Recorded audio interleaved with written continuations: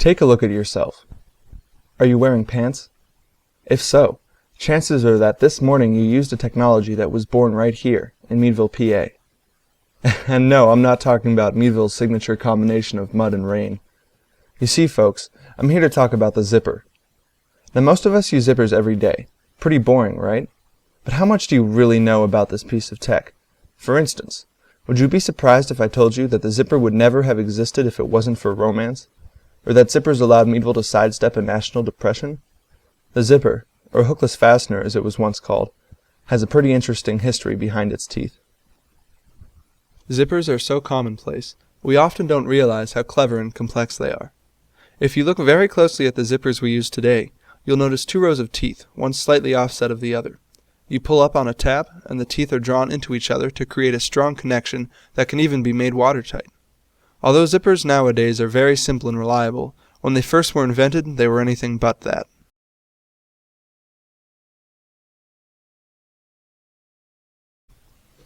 It all began when Whitcomb Judson was born in 1839 in Chicago, Illinois.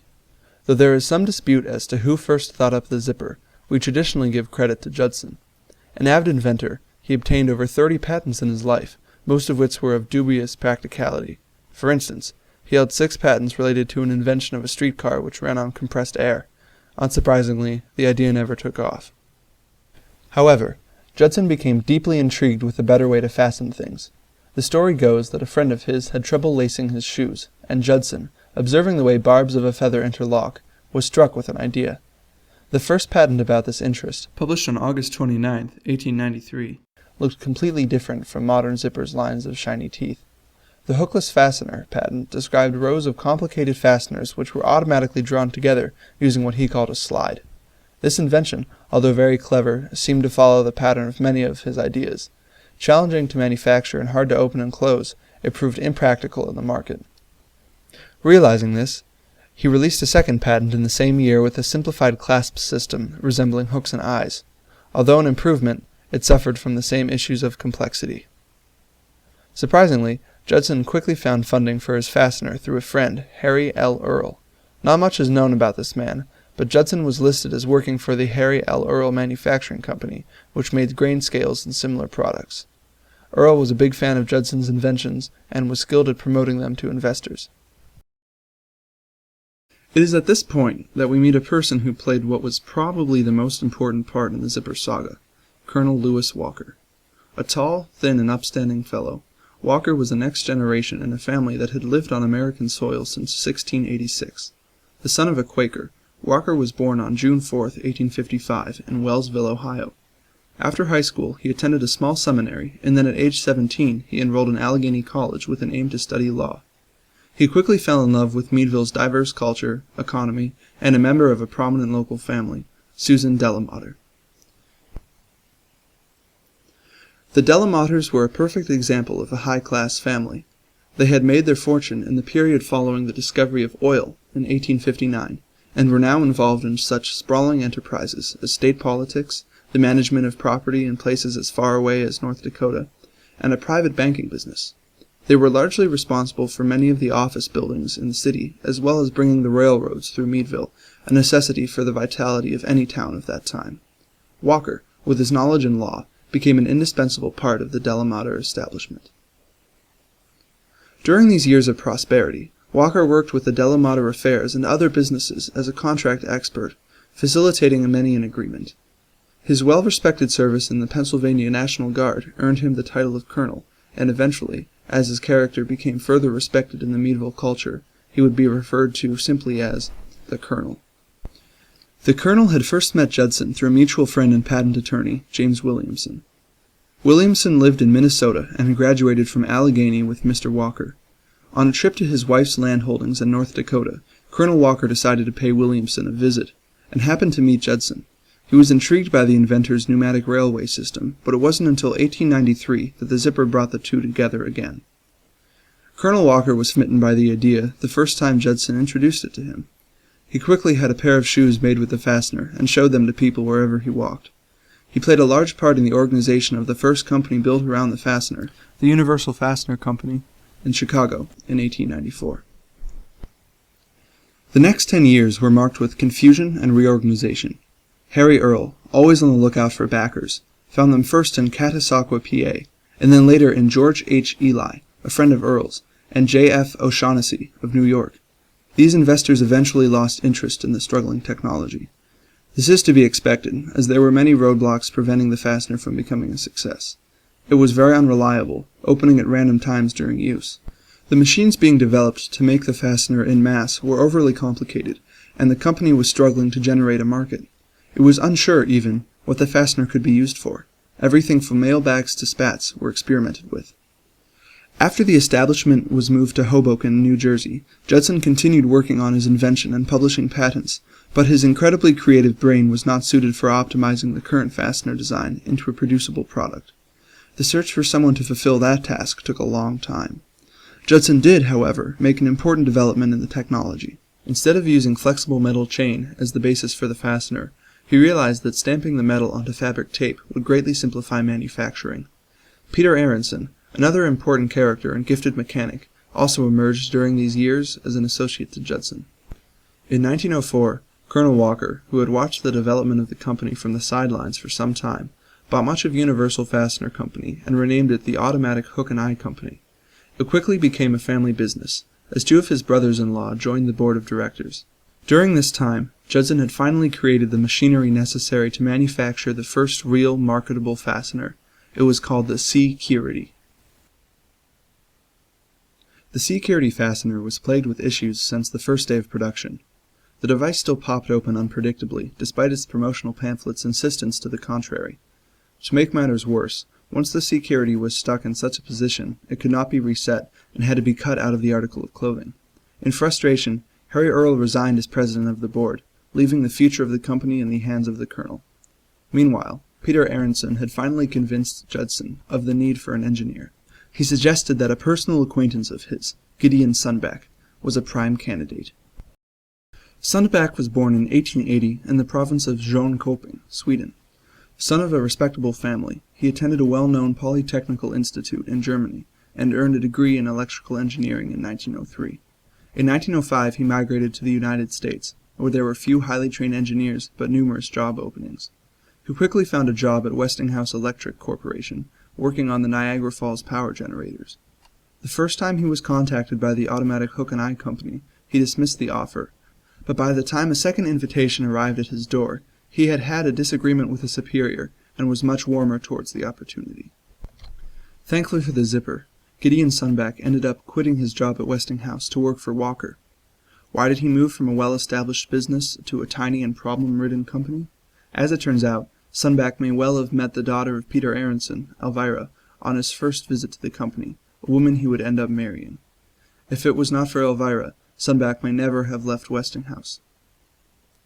Sundback was also simply fascinated by the idea of the fastener.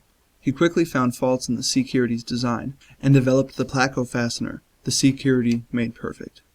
Automatic Hook and Eye Company, in an effort to make up lost time and save their reputation, began manufacturing the Placo even before the patent was filed. Unfortunately, the Placo was nearly as unreliable as the Security. Sales slackened, and every day was a struggle. Apart from the announcement of Gideon Sundback's marriage to Elvira Aronson, very little good news appeared in the year 1909. Whitcomb Judson retired to Michigan and soon passed away. The following years were no better. Automatic Hook and Eye Company operated in near bankruptcy under the continuous pressure of debts and losses. By 1911, its employee count had been reduced to 2. Sundback was forced to complete odd jobs for other businesses to keep the company afloat. He repaired printing machines and designed models and devices for other inventors. In March 1911, an even greater tragedy struck. During a post-childbirth operation, Sundback's beloved wife Elvira died. Grief-stricken, Sundback poured his entire spirit into the fastener enterprise.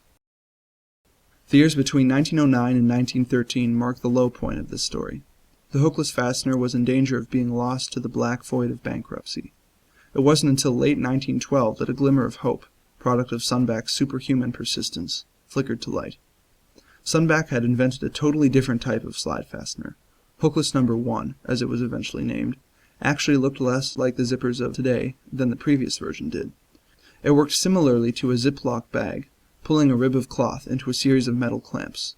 Although the device was impractical due to the wear on the cloth, the evidence of development and fresh thinking buoyed Colonel Walker and many of the investors.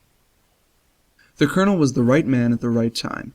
He recognized that what the Fastener Company needed was a reset. It needed a new name, a new location, and new investors. Luckily, he could provide all three.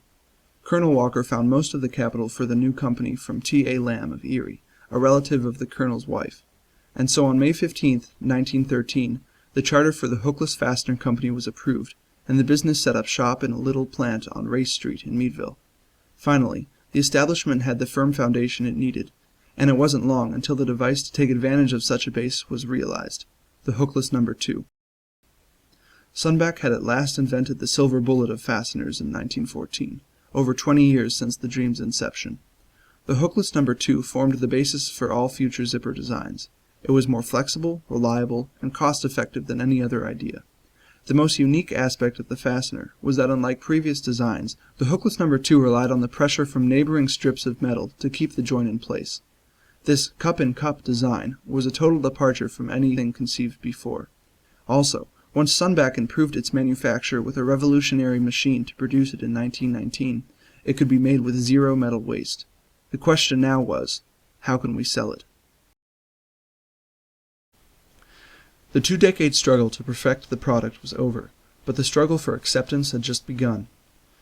Colonel Walker's two sons, Lewis and Wallace, traveled to New York City and tried to lobby the device to the gigantic clothing industry there. They were left outside countless locked doors, forgotten in countless waiting rooms, and told countless no thank yous.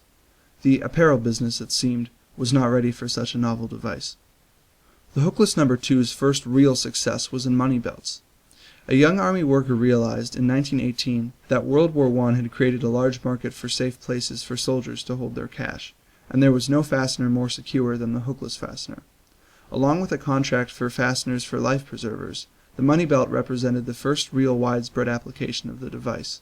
Unfortunately, these sources dried up as soon as the war ended. The Hookless Fastener Company found salvation in tobacco. The Loctite tobacco pouch, by July 1919, was outselling all other pouches because of its superior reliability and ease of use, thanks to none other than Sundback's invention. By October of 1921, the Colonel's company was producing almost 25,000 zippers per month just for the pouches. By 1922, that number rose to almost 15,000 a week. Next came another success.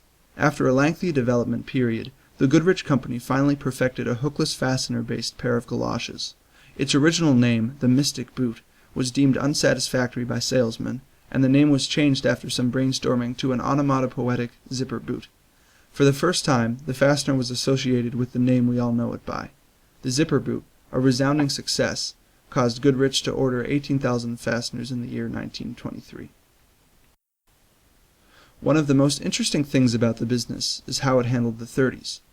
While people walked about aimlessly in the streets of most cities looking for jobs, Meadville was experiencing a boom in economy and employment, thanks to the Hookless Fastener Company. In fact, between 1929 and 1933, the industry experienced a growth of 50%. At one point during this time, they were hiring at a rate of 100 workers a day. In 1937, the company made some changes. It rebranded itself as Talon Incorporated, as well as split its stock 20/50 for 1. While most growing companies split their stock 2 or 3 for 1 in good years, Talon had split theirs into an unprecedented number during the toughest years of America's economy. It speaks well of the Colonel's management that Talon was able to ride the wave of the zipper's widespread adoption so skillfully for so long. In the period from 1916 to 1940, the value of Talon Incorporated increased by a factor of 362. Sadly, on January 24, 1938, Colonel Walker passed away, leaving the company in the hands of his sons and other well-seasoned advisors. World War II presented a hiccup in the corporation's newfound success. With the government's regulation of the manufacture of nearly everything, zippers had to be put aside, and Talon was forced to pick up new work to survive. Its machine shops were retooled to manufacture bullet magazines and the like, and it acquired various companies that manufactured products with wartime uses.